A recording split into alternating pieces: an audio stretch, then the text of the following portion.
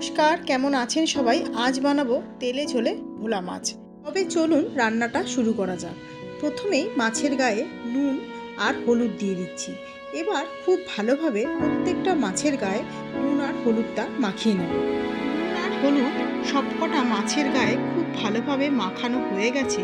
এবার রান্নাটা আমি যেহেতু সর্ষের তেলে করব, কড়াইতে দিয়ে দিয়েছি সর্ষের তেল। এবার মাছগুলো ভালোভাবে ভেজে নেব। তেলটা খুব ভালোভাবে গরম হয়ে গেছে। এবার একে একে মাছগুলো দিয়ে ভেজে নেব। এই মাছগুলো যেহেতু খুব নরম হয়, সেহেতু উল্টানোর সময় খুব সাবধানে উল্টে নেব, না হলে ভেঙে যেতে পারে।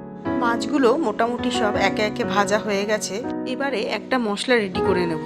এর জন্য এখানে ব্যবহার করছি আদা, রসুন, পেঁয়াজ আর গোটা জিরে।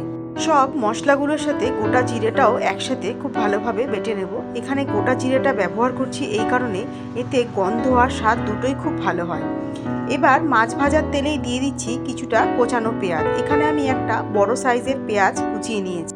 এবার পেঁয়াজটাকে তেলের মধ্যে একটু লাল করে ভেজে নিয়ে তার মধ্যে দিয়ে দেব বেটে রাখা মশলাটা। এবার দিয়ে দিলাম 1 চামচ মতো কাশ্মীরি লাল লঙ্কার গুঁড়ো আর একটা বড় সাইজের টমেটো। এবারে সব উপকরণগুলো একসাথে তেলের মধ্যে খানিকক্ষণ ভেজে নেব। ভাজতে ভাজতে যখন নরম হয়ে আসবে আর টমেটোটাও মোটামুটি সেদ্ধ হয়ে গলে যাবে, মশলার গায়ে থেকে যখন তেল ছাড়তে শুরু করবে, এই সময় দিয়ে দেব 1/2 চামচ মতো গরম মশলার গুঁড়ো। গরম মশলার গুঁড়োটাকেও সব উপকরণের সাথে একসাথে খুব ভালোভাবে কিছুক্ষণ কষাতে হবে, যাতে সব মশলার কাঁচা গন্ধগুলো খুব ভালোভাবে চলে যায়। এবার দিয়ে দিচ্ছি খানিকটা টক দই। টক দই রান্নায় ব্যবহার করলে এর রিচনেসটা অনেকটাই বেড়ে যায়।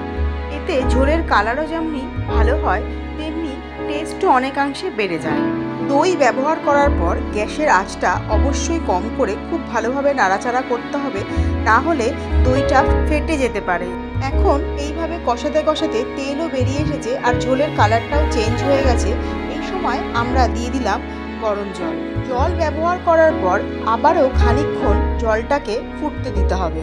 এবার এখানে টেস্টের জন্য সামান্য একটু চিনি ব্যবহার করলাম। যেহেতু টক দই আর টমেটো দুটোই পড়েছে, ঝোলটা বেশি টক লাগতে পারে, এই জন্য টেস্টের বদলের জন্য খানিকটা চিনি ব্যবহার করলাম। ঝোলটা ফুটে গেছে। এবার দিয়ে দিচ্ছি মাছগুলো দিয়ে ঝোলের মধ্যে দিয়ে বেশিক্ষণ ফোটানো যাবে না, কারণ এমনিতে এই মাছগুলো একটু নরম প্রকৃতির হয়, সেই কারণে বেশি ফোটালে ভেঙে যাবে। রান্নাটা আমাদের রেডি হয়ে গেছে। এবার ওপর দিয়ে দিচ্ছি কিছুটা ধনেপাতা। সোজা সাপটা ভোলা মাছের ঝোলটা আপনাদের কাছে কীরকম লাগলো জানাতে ভুলবেন না। সবাই খুব ভালো থাকবেন, সুস্থ থাকবেন।